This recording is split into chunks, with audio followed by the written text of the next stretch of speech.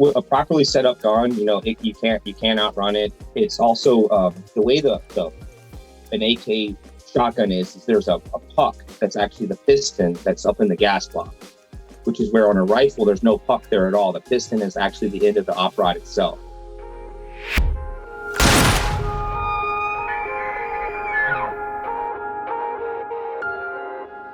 What's up, everybody? We've got Jimmy and Mark on the mic here, as usual. You're always hearing us here. And then we've got Ruben across the table in real life in front of us. But in, I guess, what do we call that now? Not real life or virtual.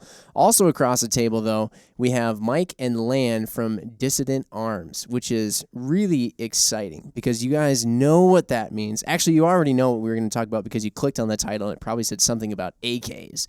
And I'm very personally excited about this. In fact, I had somebody that I did not know come up to me, somehow recognize me from the podcast. So, Mark, again, we do have at least one listener out there. He knew about you, right? And the first he knew you. The first thing he said, actually, I'll just shout out, "Hey, how's it going?" The first thing he said, "You're the guy who likes the Russian guns, right?"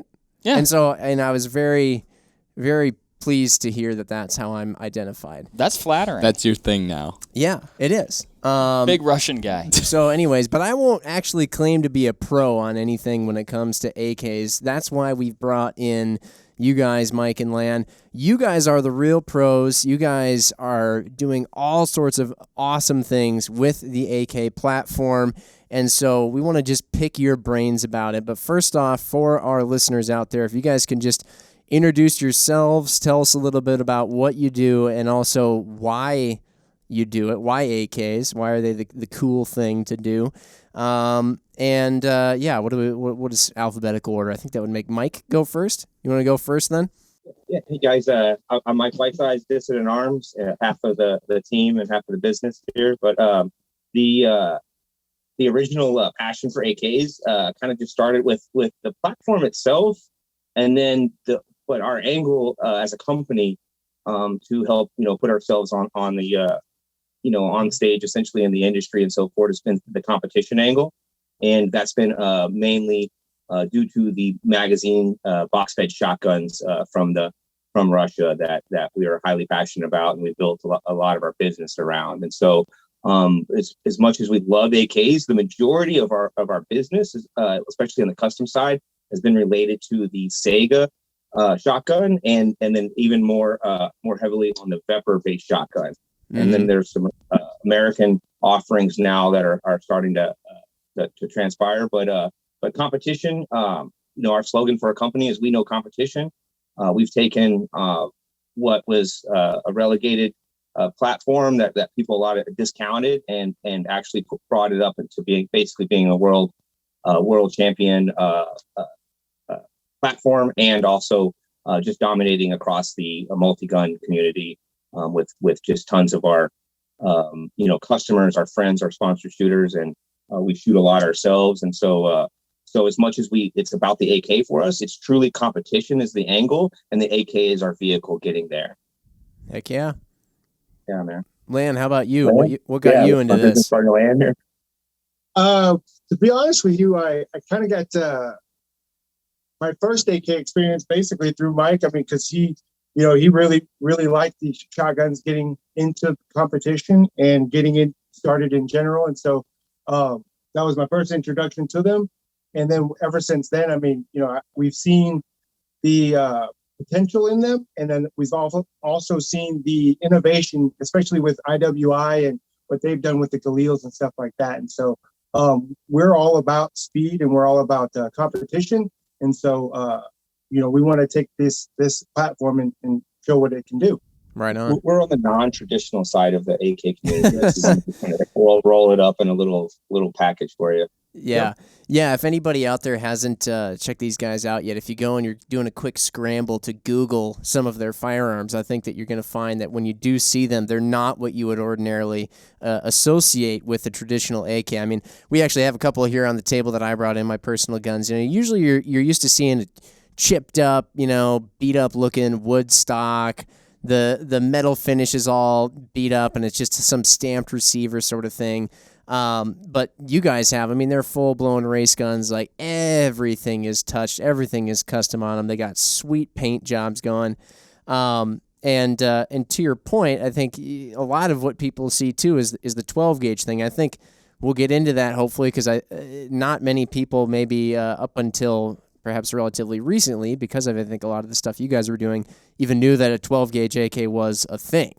But AKs are, one of the things I find particularly interesting about them is the fact that their history and also where they come from varies so much. You can find AKs that come from as far, I guess we'll say west, if you will, in this case, as Egypt. How about every other country that doesn't have an AR-15 does AKs? I mean, yeah, you're right. Yeah. You're right. And I'm even, by relegating that to Egypt, I was probably even cutting it short a little bit. But I know some of the really prominent ones that I've looked at. You've got your Egyptian AKs. You've got everything, in the Eastern European countries. You've obviously got Russia. You've got Chinese AKs. They're coming from everywhere. And each one has its own little unique spin on it. Each one has kind of maybe its own little cult following, if you will. And it's really fun, I think, to follow along and see what each, what individual country was doing to what little AK or whatever. But I don't know. Can you guys speak to that? Are you guys dealing primarily with just the straight up Russian ones, or do you kind of have appreciation and use for all the different AKs? No, that's a great question. I mean, like as you said, AKs come from pretty much every corner of the planet, and they're always differ in configuration and quality. And the toughest thing here in the United States has been the access to all these different platforms. And then, if we've ever received them, they've pre-ban. That was the heyday, so to speak. Those are the ones that everybody wants, and a lot of people's opinions on the AK has been and want for particular platforms has been based upon pre-ban models, and then now what we've had up until recently is all basically a post-ban community, where it's just where we've had to deal with parts kits being imported. So these are demilled. They're not the full original gun. They're missing the barrels quite often, obviously missing the receivers. Hopefully it's a matching kit and so forth. And so a lot of the opinions have been built upon either stuff that was imported a very long time ago that's now become very expensive, or it's been built upon the ability to get particular parts kits, and then depending on who the builder was, their to be completely honest, their ability or their want to build them in the correct way. And so a lot of the people's opinions on the AK have been based upon not their true form, or they've been brought in neutered sporter forms. And it's been a very much changing market over the last couple of decades. For us, for Lan and I, we're post-ban.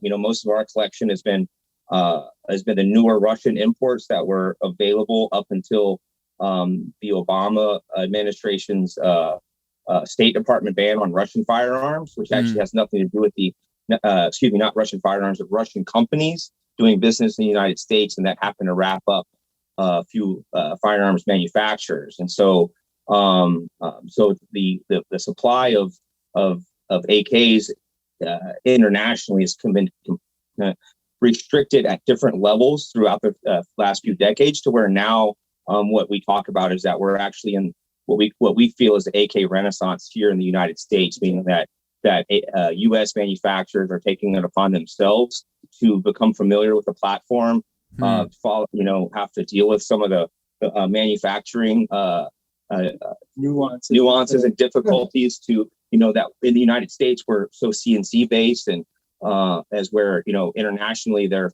have a lot of forgings and things like that are not quite online here. And so to be completely honest, it's a very dynamic, changing AK market that's happened over the last few decades to where we are now, which is basically very few imports coming in. And now we're looking more internal, I think, for our long-term AK support. Okay. What about, real quick, what about those pre-ban AKs like makes them, I guess, attractive to some folks, and like what's different between those ones and the Post?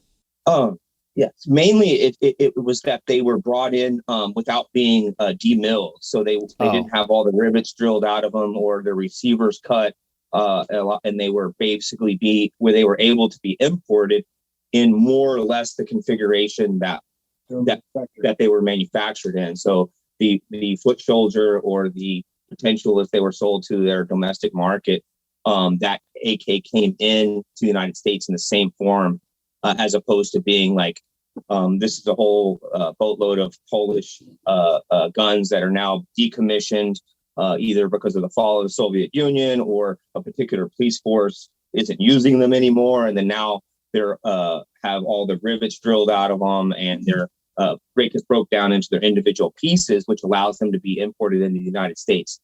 For the most part, just to kind of make it simple, is that you can't bring in the receiver, typically the barrel, fire control group, and magazines are difficult unless it's for repair purposes only. Huh. So Gotcha. Okay. So, and I think to be honest, anything post-ban that's built on a U.S. receiver is really not traditional as much as people want it to be. Okay. It's the best that we can do with what we have, following the laws that we're governed by.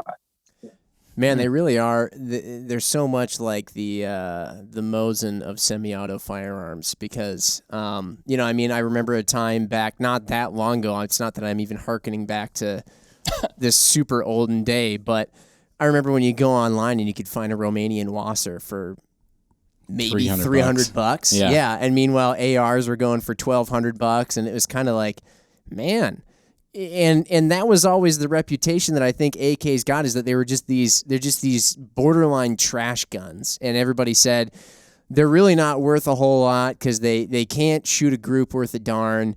They're not very accurate. The only thing that they really have going for them is just that they won't ever stop. Yeah, they're reliable. Yeah.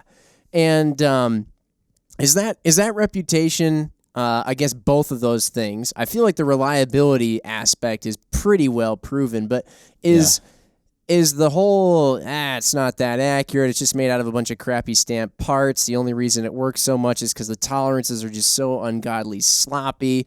Is that well-deserved, or is that it depends on which region of the world it comes from? How does that play out? I mean, for a battle type rifle, I think it's accurate enough. And a lot of the times the inaccurate reviews would be mostly due to the inaccuracy of the people shooting the gun. Or, You mean like over the head, over the wall isn't accurate? It's always the arrow, right? It's always the arrow. It's never the.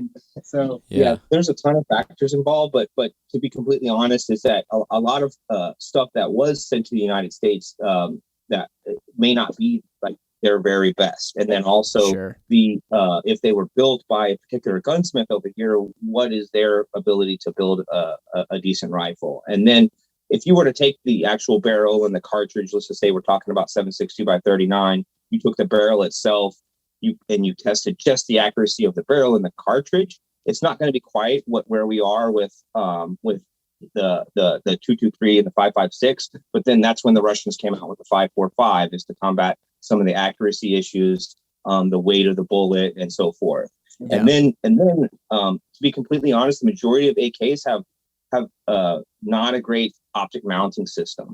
Right. They do not have good triggers. They do not have good stocks and cheek wells. So now when you take in the slightly not as accurate cartridge, you take in a not so good trigger, certainly not match grade. You take in the very high mounted optic off the side of a stamped receiver, as opposed to it being solidly mounted to the barrel itself, or something that's very true to the gun. When you take all those factors in, that's where the perceived inaccuracy has come, and that gives it a reputation. And it's not completely undeserved, in my opinion. It's because that bringing all these things together, and Ruben knows, the competition shooter, it's highly important that you're able to see your optic, that you're able to feel your trigger, and that all these things play into one another, as where the AR, which is what most people are going to compare it to, the U.S. battle rifle and the the international battle rifle, so to speak, is that they are, in my opinion, it has to do with a lot of the configuration of the particular firearm, not its ability to achieve the same accuracy. Okay. Now, leaving just 12 gauge aside for just the time being, because I do want to get back to that. What's your favorite cartridge to fire out of the AK platform? If you're building a center fire rifle to shoot, 7.62 by 39. There's the 5.45 that you bring up, which is an interesting one. I know I'd be curious because I haven't looked into the AK. I think they called those the 74s if they were firing that round. I haven't looked into those in such a long time, but I do remember people saying that ammo was darn near impossible to find for so long because it was all Russian stuff. Or do you like the converted stuff where you've got 5.56 AKs now, and I've got this Viper here is actually chambered in the old American 308. What's your guys' favorite? I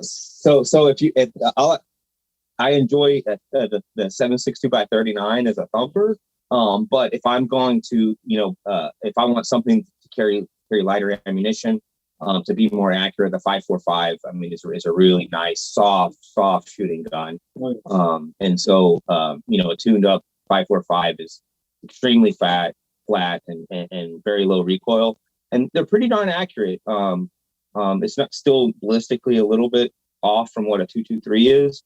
But again, like you alluded to, there are AKs in the American calibers. We're non-traditionalists. My favorite AK stamped rifle has been a 5.56 Arsenal that we built up. We call our Defector, which is basically we've taken all of the problems that we talked about a minute ago: trigger, optic mounting, stocks, basically the ergonomics of the gun. Taken a better cartridge, and then already what is a great barrel, which is a hammer forged barrel from Bulgaria. So there's nothing wrong with the barrel itself. Yep. And so now this is I don't want to go sub MOA, but just with the normal setup, it's an MOA gun, Now that is with the 223, but at the same time, that can be right there on par with the 5.45, and then you're going to pull back a little bit on the 7.62 by 39. But I will say that 7.62 by 39 and full auto is one of the best rides that you'll take. Noted. Yeah. Got to try that sometime. Where are you, is there American-made 5.45 these days, or are you still using the Russian stuff, and is it hard to find, expensive now? What's the status on that? So there is American-made 5.45, and we just happen to have a Galil Look Ace at that thing. And 5.45 right here. And so this was a limited run done by IWI USA, and they committed to doing a run of their Galils in 5.45, and they were very well received by the community. They were a limited run to begin with. Hopefully they'll take it up as a full SKU. There are some Palmetto State has one now. PSA has one, and they're 74. I've heard about a few others potentially coming down. So it's definitely not a dead caliber here in the United States. That's good. Hornady manufactured as well. The Hornady's got some ammo, and then I believe that there's been a lot of movement in the industry this last year with Remington moving out and some acquisitions and so forth. And we heard about some potential 5.45 being manufactured domestically also. That's cool. That's pretty exciting. You cannot get the steel core from Russia anymore. That was actually banned by, I believe, the Obama administration. I think I'm saying that correctly. Right. Lan, are you pretty much on board with the same, as far as favorite caliber to shoot out of the AK platform? Yeah, I mean, my favorite AK is my Competition AK, and it's 5.56. And so, okay. We brought those out, the Defector, like Mike said, and ever since I had that rifle, I mean, that's been my favorite AK. The Defector. It's got a hell of a name. It does. It's sweet. It's perfect. Yeah, I think Josh Freilich shot one of those for a couple of years, right? Like at the Red October matches. Exactly. Yeah, so he went it's a to sweet October, setup. 2 years in a row and shot a Defector in 5.56 and won the overall both years. So open. Yeah. Right on. You brought up a Galil there. There's one sitting behind you with a UH1 on top that's real pretty, and then you brought up that other one, the little shorty Galil Ace there. What's the whole Rube? You've been getting into the Galil thing too. You got yourself one. What's the deal with those? Because everybody they always get lumped in with AKs, and when I look at them, I still I haven't done enough research on them myself, but I can see the resemblance, but it's not full on AK. What is it, and why is it so special? I mean, if you look at an old Corvette, right? It's still a Corvette. If you look at a 2021 Corvette, it looks totally different. Way different. It's just modernized and brought up to the time, right? It all makes sense that's what now. A Galil is. There's your car reference. You're definitely speaking in terms Jim will understand. AKs and cars. Yeah. So the Galil is the Israelis' rendition of the AK, essentially, and so it was already back in I guess it was the 60s, I think, but it was already with a modernization of the AK, the original Galil, and then there's a Galil Micro. There's several different forms of it. They've from Israel have made it around the world in different countries. They've seen different, seen in different wars and so forth. And so it's a milled AK. So it's milled from a solid block of steel, and as opposed to a stamped AK. And then Israelis are well known for their, ability to produce high quality firearms. And there's no doubt that the Galil, in my opinion, especially if you're talking milled, is at the top of the heap in the AK community. Some people that's a good way to say it. It's at the top of the heap because you're talking about absolutely AKs. Is an AK. It's an AK action. This thing right here takes an AK trigger, and it is an AK action. Absolutely. So, wow. Okay. Many of our customers don't own any AKs at all, so they don't have a preconceived notion on what they should own and so forth. So they're wanting something nice, and they're also potentially wanting continuity of caliber. So that's the reason why the Galil does have basically each of the calibers available, and so it makes it a good platform for somebody to get into that doesn't think that they need to conform to a certain spec.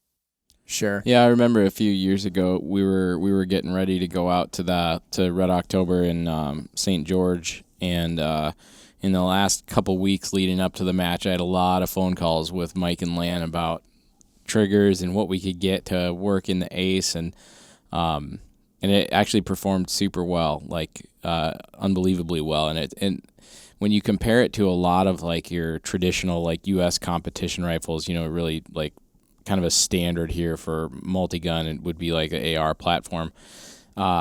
It's pretty hard to argue that the AR shoots any softer than a Galil. I think they are as soft and just a little bit slower of a recoil impulse that gives you kind of the perception that the gun doesn't move as much. Yeah. They are really fantastic. So you shoot an AR all the time. Yeah. Now you have this Galil that you shoot a lot as well. You've shot it in competition. Yep. Now, if somebody's trying to choose, does it come down to just pick whatever one you think is cooler, or are there definitive advantages and disadvantages to each? Yeah, there's a few accessories. I'll let these guys speak to it too. There's a few accessories that you may want to run, or like, maybe performance parts, kind of like, maybe a reason why someone would pick to upgrade one car over the other just due to like aftermarket parts support or something like that. But, most of the matches that we shoot, you wouldn't be hindered if you were to take a Galil, a modern Galil like these guys build to a 3-gun match or something like that, especially due to the kind of the percentage of long-range targets to near targets, even though the accuracy might not be at that same level. Just kind of, I think a lot of it's due to just the scope mounting platform is still not quite as solid as you might see in an AR platform. But, it's not going to be the reason why you don't beat the top guy, for sure. Okay. If you're at a match like 300 yards and in, I'd run a Galil all day. Yeah. It really comes down to it's meant to. There's really not a great place to mount the optic without having to do some type of modification. Now the Galil Ace and the newest version of it is pretty darn solid, but even its setup is not what it is as far as the optic mounting is on an AR. That's the biggest concession in my opinion versus the two platforms. Yep. Now I will have to say that I've never taken an AK that I've known to be a good rifle that was reliable and ever had a malfunction with it. I mean, I really have not. I have not ever, which I can't say that for an AR. Hmm. And that to me is the biggest difference in that, is that the tolerances that it's built at, and then the simplicity of the system, and then it being a piston driven gun, just makes it highly reliable without any attention to it at all. I always joke around and say, if it can survive Africa, it can survive anything, and the AK can survive Africa. So yeah. I mean, that's a pretty good point. They do that in overland vehicle testing, right? If it can survive Africa. Yeah, you just send it to Africa. Exactly. Yeah. First things Yeah. first. There's a lot to be said for that, though. I mean, Yeah. that's a huge deal. Like, knowing and having that peace of mind and confidence that it's always going to go bang no matter what. Like, yeah, the fact that they just work is very confidence inspiring. Absolutely. Yeah, that's cool. So you guys obviously you've alluded to the fact, and again, if anybody's done a little Google foo here while they're listening, you can figure out already. It's no surprise that these guys do a lot of modifications to these systems. How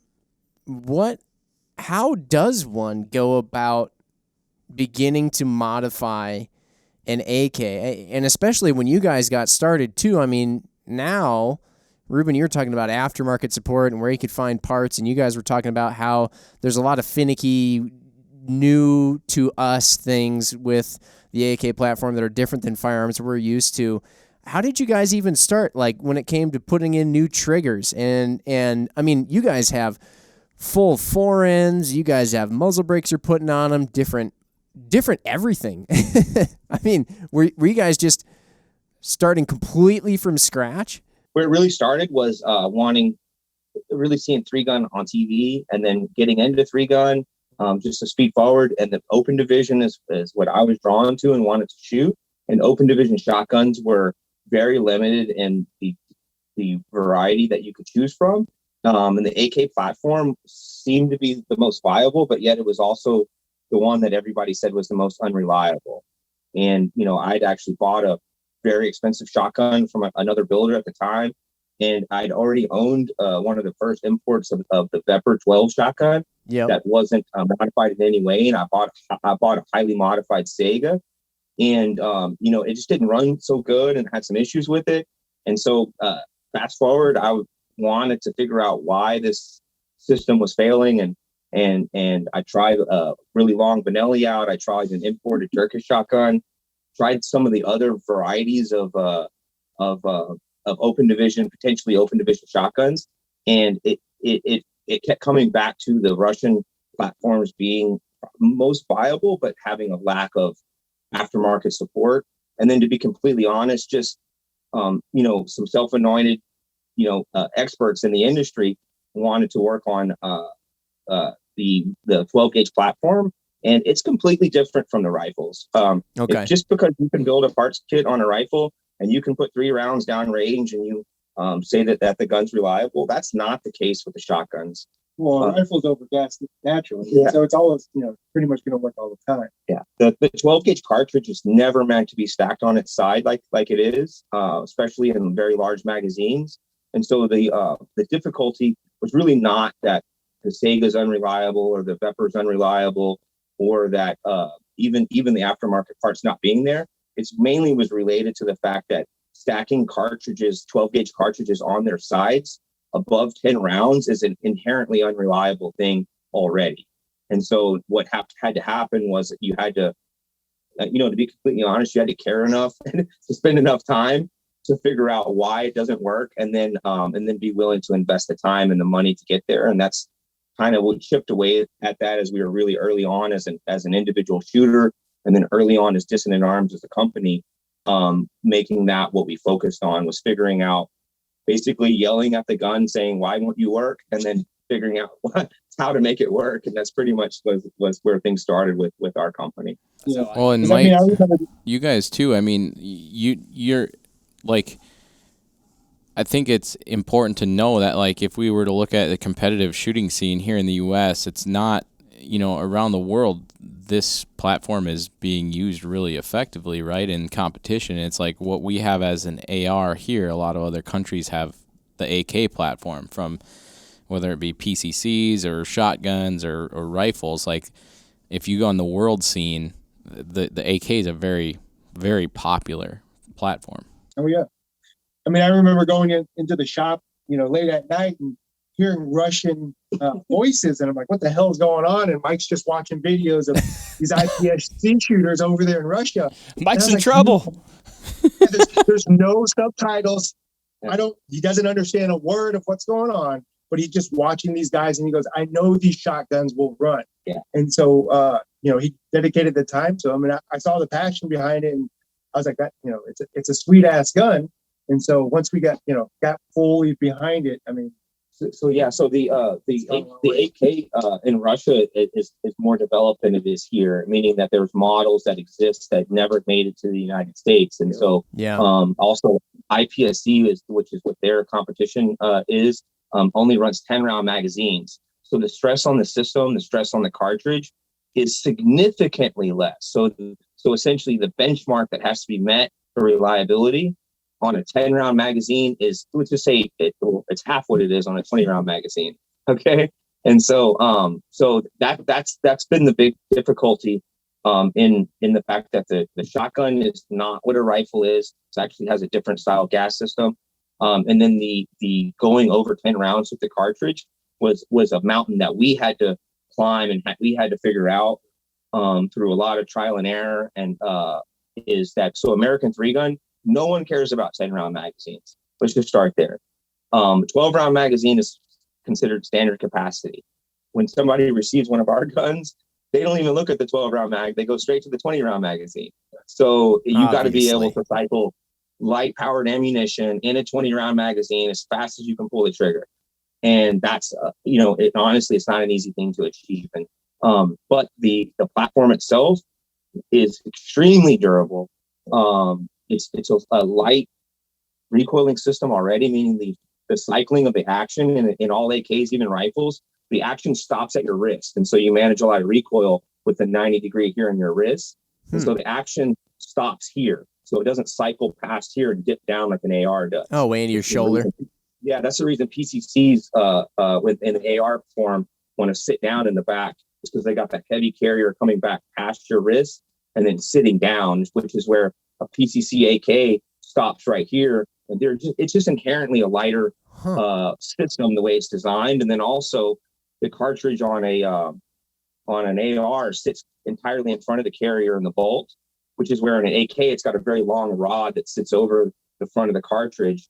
And as it cycles back, it would have to lift that rod up. And so that weight, maybe let's say like 1/3 of the weight of the carrier and the bolt are essentially ahead of the cartridge, as opposed to being all behind the cartridge. So it's just, and it's meant to be extremely durable, a lot of forged parts and so forth. So Josh Freilich shot 110,000 rounds through a single serial number in about 11 months, and so that just proved without a doubt the durability of the platform. And that's to be completely honest, it's one of the reasons why we just went full bore on the platform itself. Hell yeah! You'll have to excuse me. I thought you said 110,000 there. So let's just say Josh is very methodical on the way he does things, the way he cleans guns, and the way he practices, and the number of rounds he shoots. And early on, he wanted to do what it took to become a world champion, and he did that through lots of practice, lots of rounds, lots of personal sacrifice, and we really appreciate that too. Heck yeah. Man, I love all the stuff you went into there, because a lot of it is just things that everybody takes for granted, right? I mean, everybody goes out and they just, rifles or shotguns, I can imagine. You go out and you buy a magazine, you're like, it's a magazine, holds ammo, whatever, I'll stick it in the gun, it'll work. You don't even think about how the magazine can inherently affect reliability. I mean, I never would have known that actually it's more stressful to have one of these larger magazines. I just figured, what difference does it make? Just a bigger magazine with more rounds in it. Yeah, I get a different spring. Or just how the weight is distributed amongst the firing system there. I mean, that's all really intriguing stuff, and I can see then why that passion that is there. Also, I can relate to it as well, because for no particular reason, I just love AKs. So I can relate. But it's the sexy girl across the room. I'm just telling you, it is. It is. It is. So What is it though about, when I see your guys' competition guns and you see the magazine sticking out of that thing, now we are talking about 12 gauge here, shotguns. You see the magazine sticking out of that thing. It's enormous, huge box mag. I mean, it's beyond banana mag levels. So why is it that larger magazine holding more rounds can affect the gun that it's going into? How is it? The spring that's necessary to be used in there is like somehow too much for the firing system to work with it? Is it just the... Well, there's all sorts of things. So like the magazine itself with that much weight, it actually starts pitching and it could cause shell presentation issues. Yeah. And then with the length of the spring and the spring pressure itself, you don't have your system or your action tuned properly. It causes excessive drag on the bottom of the bolt.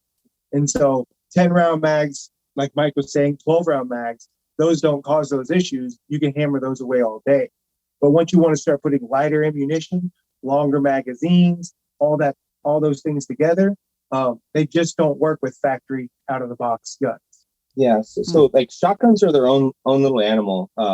They're like in between a rifle and a pistol as far as gas and pressures, and then so it's not inherently going to be like there's so much gas here, there's a surplus, let's tame it down by using an adjustable gas block or whatever it is. If that's not the case with the shotguns, is that you have to capture as much of the gas as possible, of course, without overgassing and without fouling your gun out after 2 or 3 mags. You have to capture all of that gas and then get that into the carrier and then get it to cycle something that's got way more drag on it, especially with a large capacity 12 gauge magazine. You got a plastic hull sitting on the bottom of it, rubbing the carrier, as opposed to, steel or brass or, the copper jacket. And so then, like, for instance, just as an example, we've sent guns, around the world to literally every continent besides Africa. I mean, besides Antarctica. They actually have some in South Africa, but they only shoot 10-round magazines. So we have supreme confidence in the ability of the gun to be highly reliable on 10-round magazines even with international ammunition. Now you put our U.S. 20-round magazines that which is all that U.S. 3-gunners care about, or they want even larger, is that with international ammunition in their country would not work out as well as we want it to. It's just the cartridge, as you were saying. So I think with any gun, the linchpin starts with the cartridge, then you move into the magazine. The gun is actually the lagging factor on any system, in my opinion. It's the one that everybody has to conform, or excuse me, the gun conforms around the magazine, conforms around the cartridge.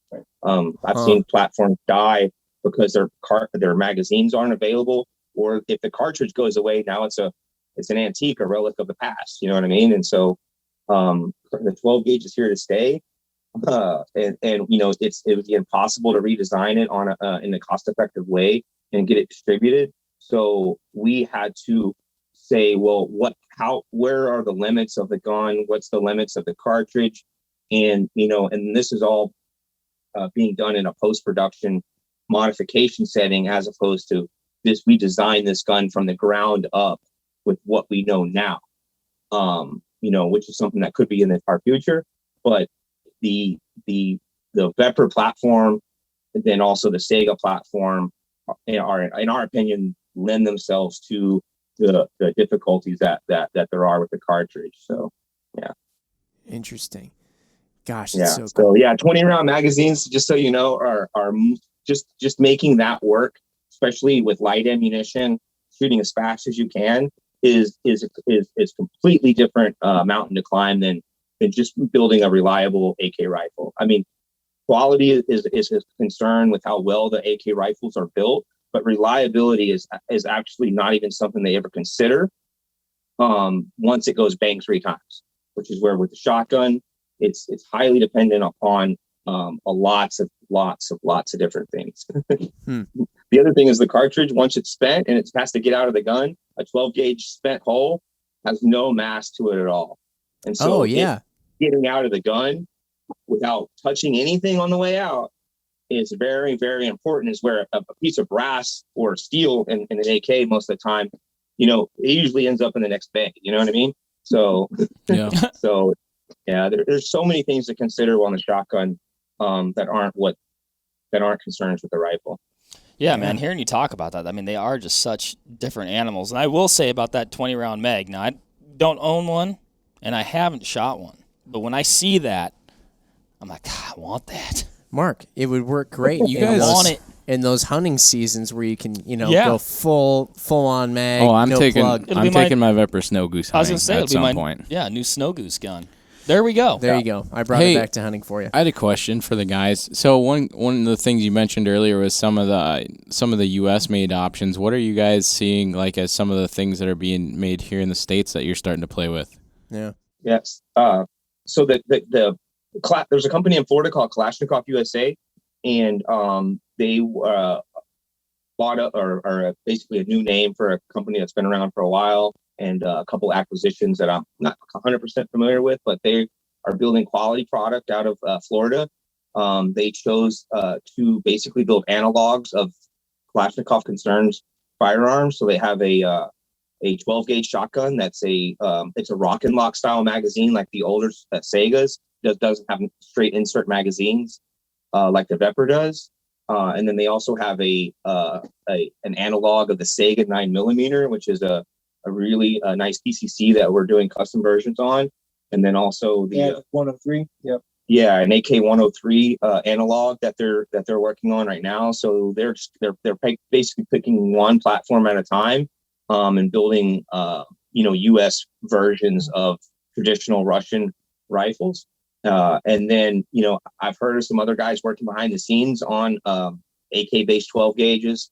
But right now we are working with Kalashnikov USA. We take their KS12 and we add a Vepr magwell system to the gun, and add our chokes and stocks and handguards, and we build them up into a reliable version of our gun on a Sega analog, essentially. So the guns themselves are U.S.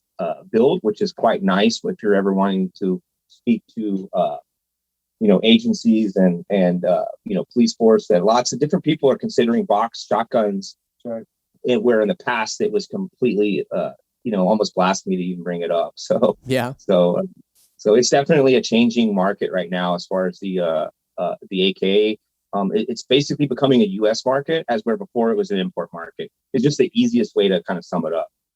That's cool. Are there some performance advantages to the AK style shotgun that you're just not going to get with a different platform?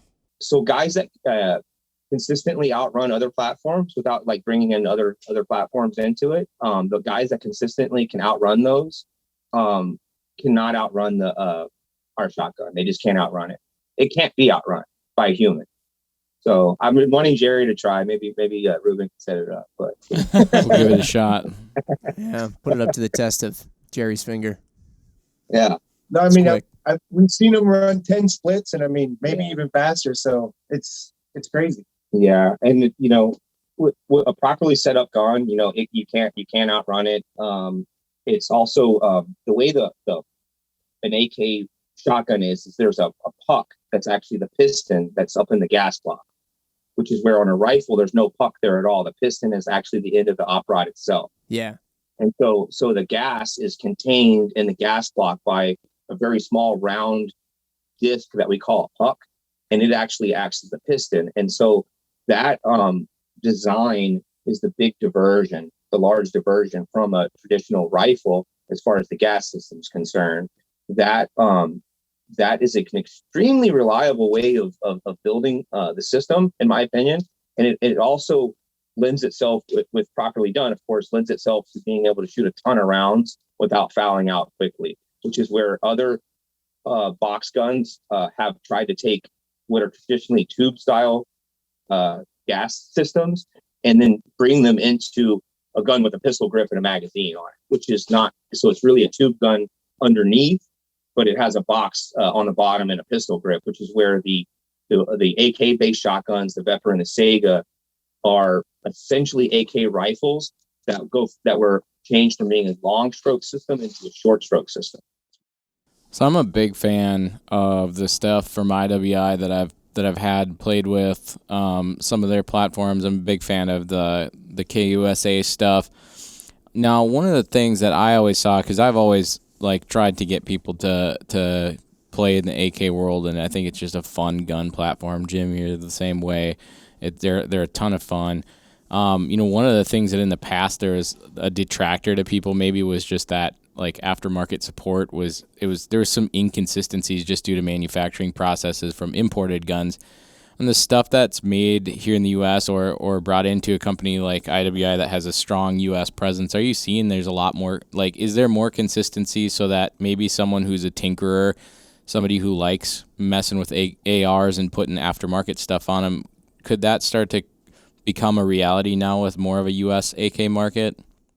Oh, absolutely. I mean, there's so much aftermarket support for AKs now. It's incredible. I mean, you have, companies like RS Regulate making real quality optic mounts and handguards. Companies like K&S Precision here out of Texas, they're doing some awesome stuff with gas piston work, and then also some other innovative things like for the Galils, the plastic delete kits. Yeah. And then suppressor companies understanding that, guys with AKs want to suppress them also. So they have like traditional style clones of a PVS-1 suppressor. And then they also have new mounting muzzle devices that are meant specifically to go on AK thread pitches. Ones with, gas block issues with the gas block being all the way against the muzzle device when you tighten it down. And there's no, let's just back up. There's no mil spec for anybody to deal with. And so you have to, all aftermarket manufacturers have to understand if they want to see the numbers in their product, they have to understand that their product either has to fit a variety of platforms, or they have to come out with individual SKUs for individual platforms. And so I do feel like eventually, as it becomes more and more of a U.S. U.S. supply chain as far as the actual rifles are concerned, that there will become some sort of more standard, which is where unfortunately that's one of the things that we have to deal with whenever we sell parts. So we pretty much every part that we use on a gun is for sale on our website. So whatever we build with, we offer to others. A lot of them are just plug and play, meaning like, it's a side mount for an optic or stuff. Other ones need fitting. Well, fitting means in the gun world, I mean, in my opinion, that means gunsmith. You know what I mean? It doesn't mean, here you go, I know your ability as an individual to fit this part to the gun, and I'm going to warranty your ability. So we butt heads a little bit with some of our customers sometimes with saying, well, how does it fit? Or I put this thumb mag release on my gun, now my mags fall out of the gun.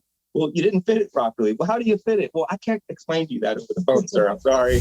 You're supposed to hire a gunsmith to do so. So it's difficulty. It's difficult if you want to have a variety of parts fit all the platforms, or you're going to come up with a individual SKU for each platform that's meant to be plug and play. So it's a major difficulty in the AK market, but there are quality companies spending time and effort to battle that and to make things available. So it's still a very, emerging market here in the United States. So I think that as more companies spend time, effort, R&D money in that space, that we're only going to see a more developed platform and aftermarket support. So. I mean, if a person has a Dremel, they ought to be okay, though, right, Jim? Well, you just described me, because I remember about 4 years ago, or maybe even 5, when I first got this Vepr here, and as you can see, if you're watching on YouTube right now, I sort of turned this into a bit of an SVD clone-ish kind of thing. It's obviously not anything like a real SVD, but who could make it into a real SVD? I do. Anyway, I got this stock for it, I recall, and when the stock showed up, I waited forever for it. I paid a decent amount of money for it because this is what I wanted. And then it showed up, and I'm like, man, I'm ready to get this thing mounted up. And there were no holes for anything in it. And I called up the company, and I said, I think you guys made a mistake. There's no holes for me to mount this to my gun. And they said, it's an AK. You have to make the holes. And so there I was, I don't remember what I was like 20 years old at the time, barely had any experience with anything, but I did have a drill and some screws, and I drilled into my brand new stock, and I kind of figured it out, and Wood screws. it's still together in one piece. But and you are too, and that's the important thing. yeah, exactly. Same with my VZ over here. I remember there's some goofiness because I have not a real VZ 58 or whatever 8. I have the VZ 2008, which was like a parts bin special, and there were certain parts that you could get that did fit, and many that didn't fit, and I had a doozy of a time trying to this whole thing. This optic mount here that this UH1 is on. Do you remember when Aaron Huff down in machining was like trying to customize that? I remember the first optic mount that snapped off while you were shooting it. It did snap off. There was that. But then this one was an interesting story because this one mounts onto the gun. And it's like your top cover too. It's your top cover too. And Aaron had to help it out in our machine shop because it didn't fit right at first. So he had to machine it down until it fit right. And like the bolt wouldn't really go back well because it was still like rubbing on something. And he's like, well, technically I've got it down to the point where like you can kind of run the bolt and then force it forward with your hand. And I was like, don't worry about machining anymore. I'll just shoot it a couple of times and the force of it will eventually just wear away whatever metal needs to get worn away. Yeah. And so I proceeded to shoot like, I think it took 10 rounds, and then whatever metal needed to get filed down. Yeah, you just throw a little flitz on it, and you're good. Yeah, and it was great. Now it shoots lights out. It's like a custom mold. Yeah. Iron sharpens iron. I lapped it. I fire formed your receiver. So we always go, if it doesn't fit, you just get a bigger hammer. Yeah, that's right. Yeah. That's the beauty of AKs, though. They just, you kind of got to like make them work. That's how that was their history, though. Everything was like just Mark says, did you try forcing it? Step 1. Force it. That's right. That's right. Yeah, there's definitely some times over the last several years, as we're learning certain things and so forth, to where you had to understand that that these guns are completely different than your normal armor setting. A set of punches and a little hammer and a block are not going to get you very far. You got to be prepared to properly set up what you're doing. If you're going to, everything on it is complete setup, or you have to be prepared basically to swing harder than you ever thought you would swing at a gun before, to get certain things to happen. And obviously you can't damage the gun when you're doing that. So there's a particular way of doing it. It's not about just beating it to death, but I mean, just some, we have pins that are pressed in on the recoil assembly that we replace recoil assemblies with. Well, many of our customers will break 10 punches, break a finger trying to get one pen out, and then they'll send it to us just to remove one pen from a recoil assembly. And now we understand how to set it up and do it, but it's the guns are not easy sometimes. They're put together with 50-ton presses, and the operator has no idea how much resistance there is, so they just push it in. Again, it's meant to survive Africa. It's meant to survive military contracts around the world. Siberia. And so and then each one is a bit different. So aftermarket fitment is important. Really anything that's going to last on an AK that wasn't specifically designed for that one platform or a analog of that platform should be fit to the gun. Meaning it's not going to go on nice and easy and loose. You may have to, again, hit it harder than you would think you would hit, but with the right kind of stuff, then you could do it without damaging the part, without damaging the gun. And then you end up with a handguard that never gets loose. You end up with parts that don't get loose and so forth. And so, I don't know a lot. I don't know a lot about making scopes, but I don't think that's what they can do with optics. Yeah. Well, and just like you have to, it makes it such that you have to really actually know how it works. Yeah. You can't, you could train a monkey to put an AR together. It's just, it's the same process over and over. You don't have to know how it works or why it works. It's just this goes here, that goes there, tighten this down, and it's done. But, with these things, it's just, you actually have to understand how it works. You're also mentioning loose handguards, and I'm going over here and finding that my custom, my Jimmy Gunsmith forend over here is just a bit wobbly.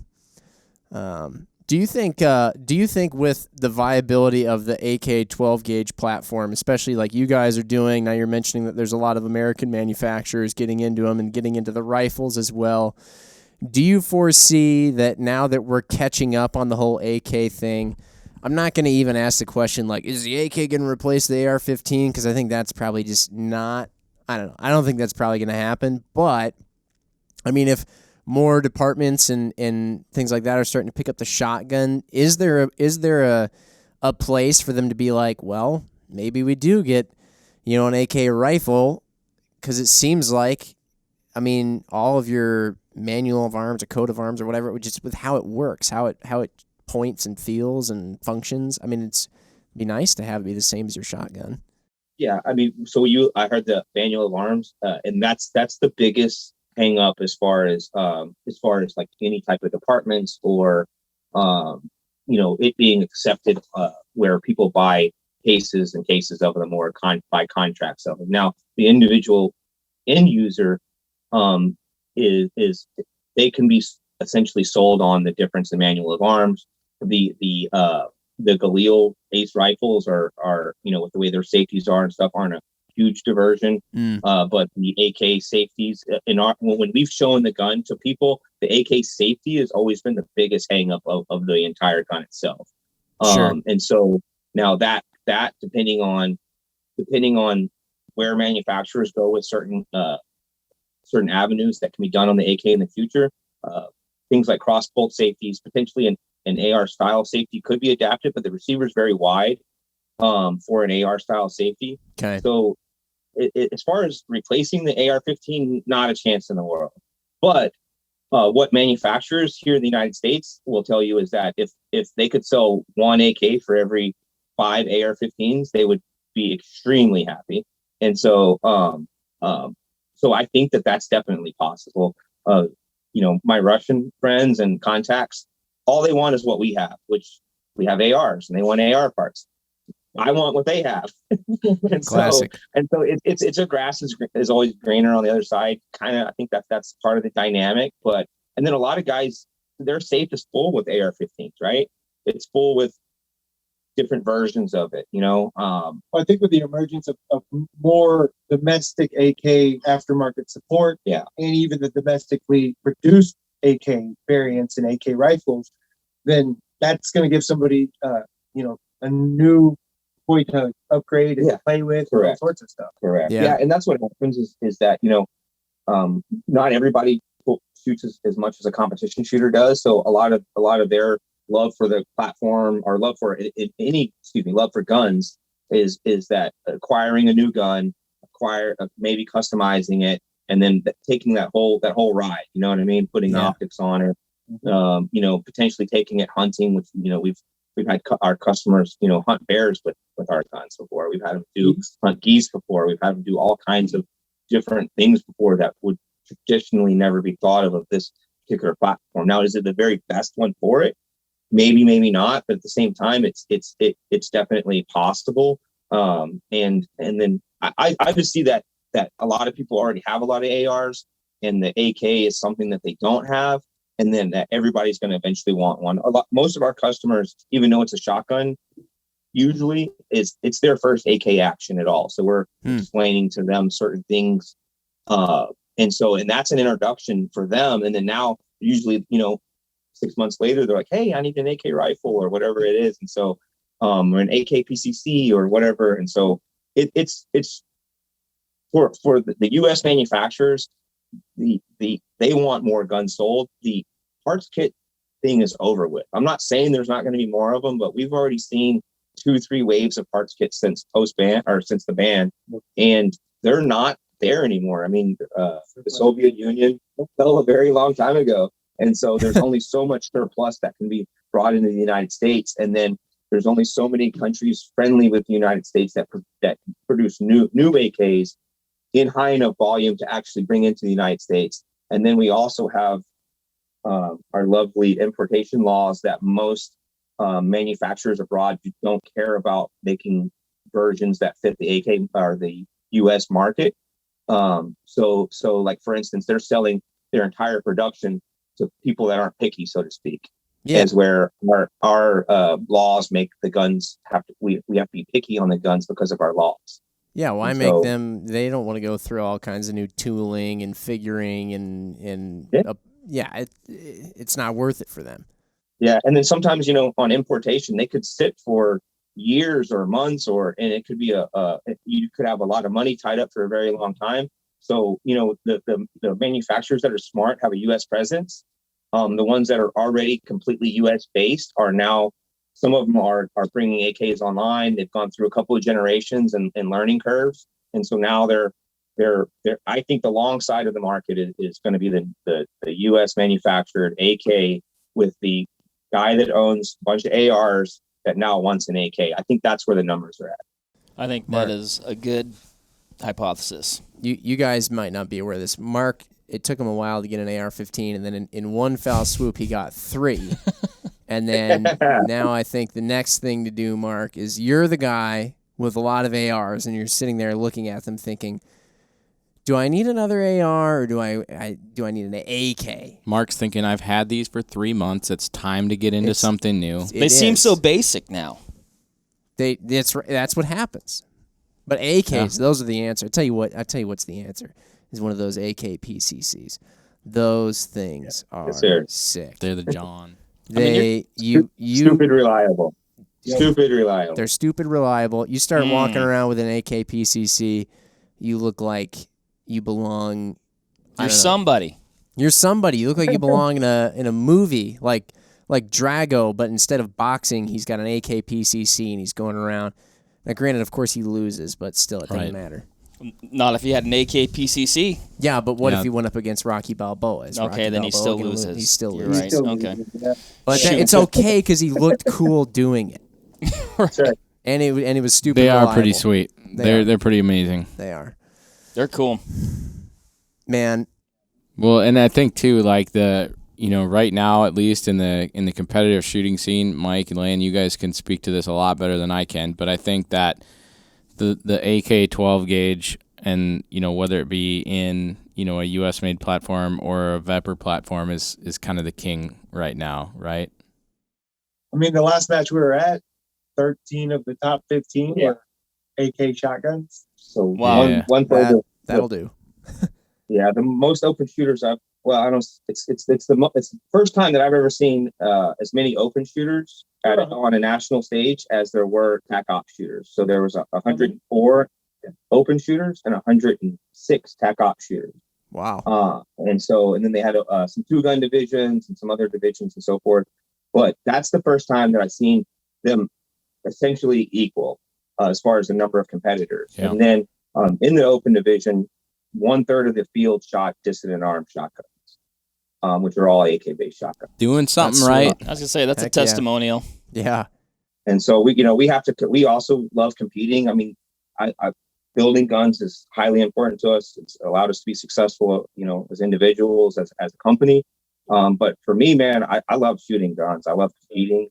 I don't just hang them on a wall and look at them and so forth. Like, I'll shoot your most commemorative anything because it should be shot before you're gone. Put it that way.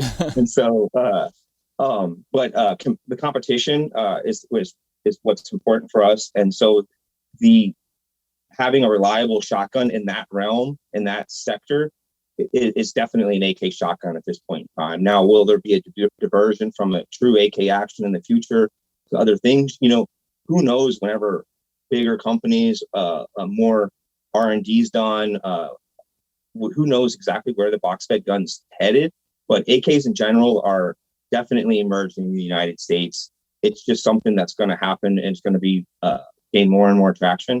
Now, as far as spreading those across competition, across other divisions, I think it lends itself best in the shotgun and very much in the PCC. The rifle, I think that there'll be more difficulty pushing the AR off as king on rifle, even, in competition, just because there's lots of different factors, but the PCCs are generally shot out to a maximum of 100, sometimes 200 yards at special matches. Shotguns are generally 50 yards to 100 yard slugs. I have shot 200 yard slugs on the clock at Fort Benning before and hit the target. with an AK based shotgun. So I mean, so there's no limit. The limiting factors as far as performance on shotguns, performance on the range. It lent itself to climbing to the top. PCCs, I think, will have a tougher time, but will still the cartridge and the platform and its ability to take up space in the competition realm, I think are definitely viable. The rifle is going to be the toughest one, but I think that competition is the smallest section of the market, but it's very visible. But the rifle's got lots of upside, just in the fact that Americans love guns and not enough Americans own AKs, and I think that will continue to change. So. Yeah. And I mean, you have talked to there a lot about competition, but I think we've all pretty well established at this point. I feel like the fact that the whole competition versus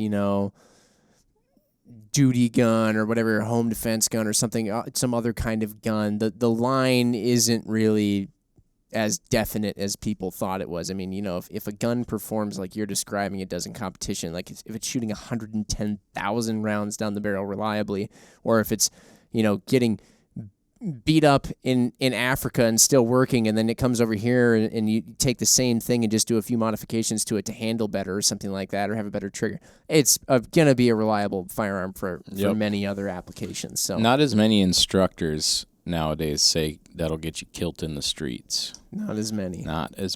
They're a little more hesitant to say that because a lot of people had been proved wrong. I want to go to a plus class you're holding here. an AK, so I want to go to a class here at Vortex. You gonna piss that person off, Mark? Bring an AK. Just throw them That's off. just poor choices. Let's do it. Let's take an edge class with AKs. AK class. I can help with that. Yeah. Yeah. I like that. That sounds like a great fun. idea. let me before we kind of wrap up here, and if you guys have any other questions, definitely throw them out. But I have one question for you guys as just AK enthusiasts.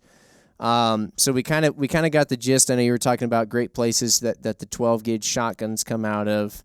Let's say when it comes to the rifles again here, outside of Russia, what's your favorite? These are like pre-ban AKs. What's one that you would totally have? Is it like a Chinese, Egyptian? Is it? I don't think it's a Romanian. Maybe it is. As far as to the Noriko, as far as quality, Land said it is the so you have the early pre-ban Chinese AKs. So China can do very well what it wants to do well. It does very poor what it wants to do poor. And so yes. And so the AKs that they put out a pre-ban and that were imported in the United States were actually very high quality, and a lot of those are some of the most sought after. Just what's happened with the market in general is it's just the gun market has gone into another stratosphere over the last 13 months or so, something like that. And unfortunately, because of the potentiality of certain restrictions on the ability to own firearms and configurations, even these that were already considered expensive. So like a Polytech Legend is a milled AK from China that everybody would want to have in their collection. It's a very high quality milled AK, just built very well. Now it's a traditional woody AK. Are you going to be able to go and shoot sub MOA with it? Probably not. But at the same time, it's a very, very well built gun. When you talk about traditional AKs and so forth, but they've gone from being already expensive to being extremely expensive. And so people's ability as a regular guy to have an AK collection that's deep is becoming more and more difficult. And it's most of my collection and our company's collection we got into what were imported Russian firearms. So like my favorite are Russian guns for sure. My favorite is the originals. And so when you talk about Russia, there's two companies, Kalashnikov Concern and then Molot. So you have the AK and the RPK. Molots are extremely well built, like your pepper there, and but that's essentially is literally a Russian RPK with that chambered in 223 that made it to the United States. So it's that's pretty sick. Yeah. I mean, that gun's tripled or quadrupled in value from when it came in. Yeah. Look at that thing. Oh my gosh, it's gorgeous. So we have one of each caliber. They're the Moloch RPKs, and there was extremely limited import. This is a real deal, all Russian, top to bottom. There's no U.S. receiver, no U.S. Anything, because it was, well, let me put it this way: U.S. handguards on it right now. Yep, for 922, but that's essentially still a Russian fire control group, Russian receiver, barrels, all that kind of stuff. So, dude, that thing is beautiful. Gosh, they are so cool. I know. I remember, like, I would never sell my Vepr, but I do remember when everybody was panic buying a bunch of Russian stuff. I was like, man, I could sell this thing for like 4 times what I bought it for. Yeah, the 5.56 Veprs are like probably the smallest number imported, maybe out of the popular calibers, and they're essentially unobtainium now. So yeah. Right on. Yeah, I mean, and we're only still in the Vepr market as far as shotguns are concerned, is because we made a heavy move on the guns early on, knowing that supply could be constricted, and people weren't trying to buy the shotguns up like they were trying to buy rifles, and so we were able to position ourselves for long-term viability by moving hard on Veprs, and then now we also have the KS12 as a extremely viable platform for us to I don't want to say transition to, but to add as another SKU along the line of our flagship, which is the KL12 Vepr base gun. Yeah, that was a good move for sure. Mm-hmm. Nice. Jim, I think you ought to send your Vepr down there to get a little love. Do you think it needs love? I mean, what tipped you off? Was it the fact that I did? Oh, I forgot I dremeled off the original sporterized muzzle cap, and then is that what tipped? Or was it all the duct tape? I was gonna say then no, I mean it's like or is it the stock that's a bit wobbly? Things. It needs a spa day. Okay, it needs. Yeah. Is it? It needs a little Manny and Petty. Is it still an AK if I send it off for a spa day? I don't know. You ask those guys; they would know. It is, because I'd call what they have behind them on the wall there an AK or multiple AKs, and they're all beautiful. And yeah, Mike was talking and about. I bet when you hold them, they don't rattle around. The heart of the AK is still there, Jim. They can build a little rattle into it if you really feel bad. They'll leave a screw loose or two. Yeah, then you can just put an artificial rattle device somewhere underneath there. You can't see it. It's a fishing lure in there. Yeah, exactly. You guys need to come up with a really cool grip where if I try to shoot it over a barricade, just not with no look style, like I just get a little bit more ergonomic grip on it. Oh yeah, that's a great idea. That's really actually the only way I shoot it. Mm-hmm. So I just saw that in movies. Yeah, I've seen you. I think we may have pinpointed your accuracy issue. That could be. Yeah. Why? Dang thing won't shoot MOA. Did you guys have anything else? Not me. No, I think Mike said it. Not enough Americans own AKs. Yeah, and that's what the manufacturers want. I mean, if we want to see a long-term viable, if we want to see more aftermarket AK support, then there needs to be domestic AK rifles being built. It's the only way that companies are going to invest their time, money, and intellectual knowledge is to have enough numbers. It's just, we're a small company. We're wanting to become a larger company, but we work closely with different manufacturers, and we know what they want, which is to sell more guns. They need to be able to produce more guns to ride the highs, and then they also got to be able to sustain the lows. So unfortunately, it's extremely volatile, industry that we're in. But I think that if we keep plugging forward, that we can, come out successful on the other side and have lots of AKs and lots of AK parts. Well, what's cool too is there's more and more events for AK minded people, if you will. So we've started to we work with a couple of other guys to have an event that brings together competition and just like kind of an overall AK community feel. And I think there's other people that are doing the same. And so with more events and more places for these kind of people to meet together and kind of share ideas and stuff, I think it's going to grow the market as well. Heck yeah. I think that I heard it. My last call is that AKs are now as American as apple pie and Chevy trucks. There you go. Oh my we gosh. need one. You just said it. That's pretty American. I mean, it pains me that you said Chevy. I was gonna say I love apple pie. Hey, it's in a song. 50% of the things that you said are good. And none of them were car related. Anyway. I just quote songs. That's why I'm here. That's all right. Well, you've done your job. Don't shoot the messenger. You fulfilled your obligation. Guys, thank you very much. Appreciate you coming on and joining us for this one and spreading some of your AK knowledge and expertise. I think if anybody's out there listening and you're like totally bit by the bug, definitely go check these guys out. You can find them on Instagram and website, all that stuff, Dissident Arms. And also, if you're an AK fan, comment below too. If you're watching on YouTube or listening, then go over and do it on Instagram at Vortex Nation Podcast. Comment. And tell us you're an AK fan. If you're not, then don't comment because we don't want to hear from you. And then also, so kidding. don't What if start they're an AK versus aspiring AK AR fan? arguments. if they're aspiring, that counts too. If you're anyway.